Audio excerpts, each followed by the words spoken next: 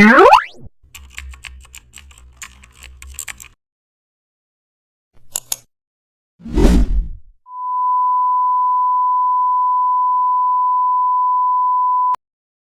back to the channel and don't forget to like, share and subscribe for more updates. Today we are diving into an exciting tutorial how to create a poster with image inside shapes.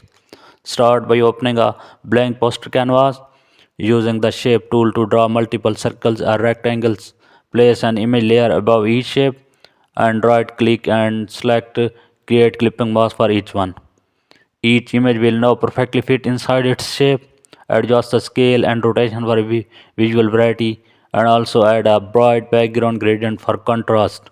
Now duplicate some shapes and blur them for depth and add text or brand name in the empty spaces. Use drop shadows under shapes for realism. Adjust overall color tone with curves. Apply subtle textures overlay on top. Merge all visible layers for preview.